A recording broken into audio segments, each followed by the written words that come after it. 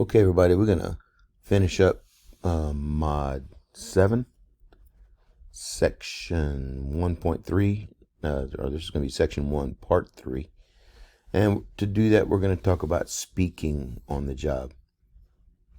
So when we talk about speaking on the job is not just about talking to your coworker about what's for lunch or whatever. I mean, we're talking about technical communication, what you have to do in order to be able to get your job done.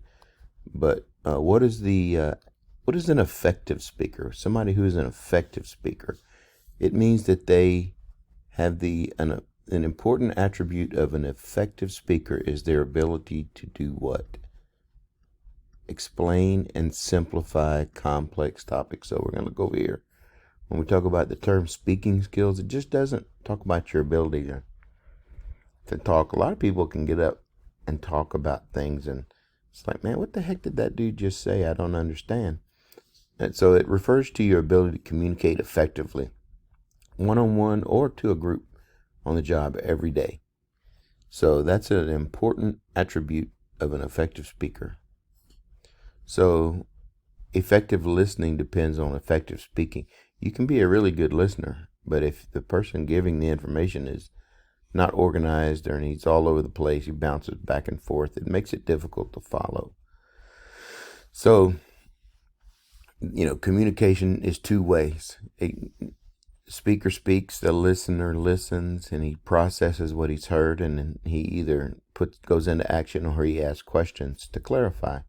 So, listeners have to do their part. Speakers have to do their part. So whether you're the speaker or you're the listener, if you're involved in the communication process, you need to be aware that it is a two-way operation. Information traveling back and forth. It's not just a one-way. So one of the best ways to learn how to be an effective speaker is to listen to people who speak well. If you happen to be hearing someone speak and it's like, man, that dude knows how to break it down. I understand what he says. I really like to listen to that guy speak. Then you want to kind of start breaking down what he's doing and saying, well, what is it that makes him so good? Is it that he is organized? He pronounces his words clearly. He speaks words that I understand, so forth and so on. You want to make sure that when you are speaking, know who you're speaking to and present to them in a way that communication is going to happen. There's an example down here. If you had to give over here on the left, when is the best time to give assembly instructions for a project to team members? So if you're communicating, if you are in charge or you're trying to give instructions, when would be the best time? For example, if you need to give detailed assembly instructions, you want to pick a quiet place. Do not hold the meeting right before lunch. Everybody's hungry and thinking about eating. Don't hold it at the end of a shift. Everybody's ready to go home. They're tired. So the best time to hold it is in a quiet place when they're fresh and they're not tired. You don't want to have it in the lunchroom. You don't want to do it at the end of the day. You don't want to do it on a break while people are trying to eat a snack or maybe talk on a phone or watch TV. So, moving right along, let's talk about, here's, this point right here. Always speak clearly, maintain eye contact with the person or people you're speaking to. There's a few more bullets in here that I think are really good. You can pause and read those if you want to. But I want to move into talking about making phone calls. Phones used to be attached to a wall or sitting on a table. Nowadays, cell phones allow people to make and receive calls from just about anywhere. A cell phone can be useful, but it can also be a distraction. Distractions cause accidents. Distractions cause breakdowns in communication. So you need to be aware. But what are your company's policies and procedures regarding cell phones, and don't operate them where they would pose a safety hazard, such as, when you're using tools or driving equipment.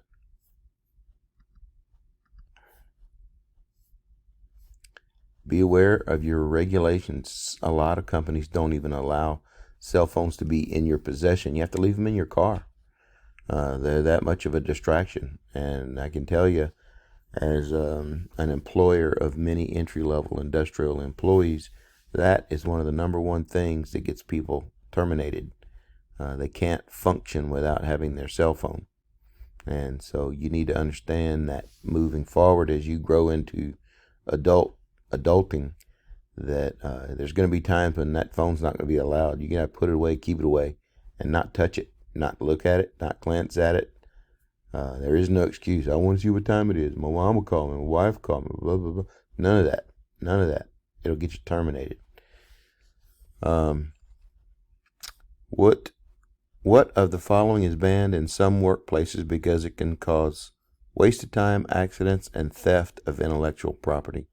The answer is right here, cell phones. What is intellectual property? Let's see that I just invented a brand new thing that's I can do it faster, cheaper, and it's going to sell millions and millions of dollars. And we invented it here in this company, and we don't want anybody to know how we do it. We just want to sell it. Well, that's called intellectual property. And people that take pictures of it could, with their cell phones, could post that on the internet, and it would make my company lose its competitive edge, costing me millions of dollars. Therefore, companies protect what's called intellectual property. It's theirs. They invented it. They don't want other people to know how they do it. So that's another reason people may be restricted in their cell phone use. Okay, when making a telephone call, the number one thing you should do is identify yourself. So the phone rings, somebody picks it up and says hello, and say, "Hi, my name is Andrew Tugwell, and I'm with Pasadena ISD Welding Department, and I'd like to speak to so-and-so." That's important. When somebody answers the phone, you don't want to say, "Hey, is Johnny there?" That's unprofessional and it's rude. So first thing you want to do is identify yourself. Speak clearly. After that, explain why you're calling. Take notes if you need to. Keep it brief. Prepare what you're going to have. Collect your thoughts before you call. Know what you're going to talk about. And then be sure to leave your contact information, especially if you're on a voicemail. So when you're receiving phone calls, now we're talking about at work, don't just say hello. Identify yourself immediately.